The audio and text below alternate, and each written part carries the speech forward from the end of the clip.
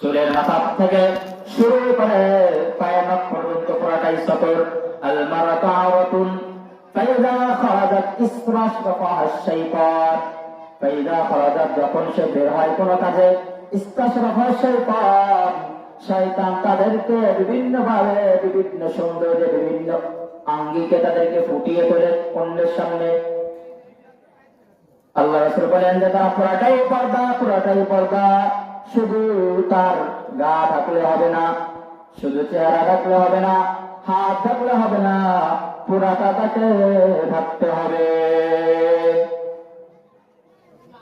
আল্লাহ সূরা আহজাব 33 নম্বর আয়াতের মাঝে বলেন وقرن في بيوتكن ولا تبرجن تبرج الجاهلية الأولى।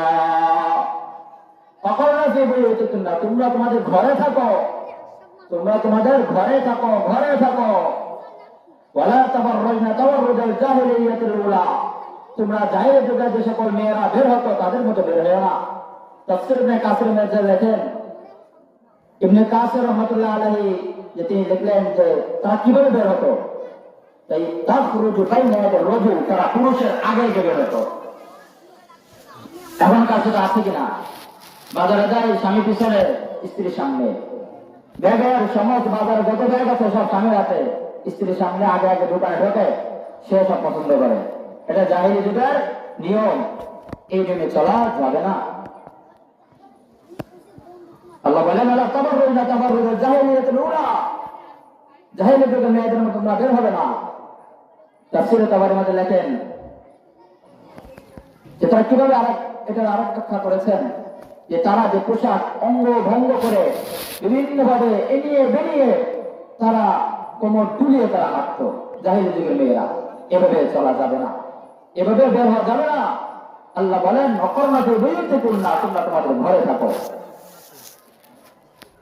কারণ এই ঘরটা কি? ঘর হচ্ছে আমাদের মা বোনদের কর্মক্ষেত্র। ঘরটা কি জেলখানা না, কর্মক্ষেত্র।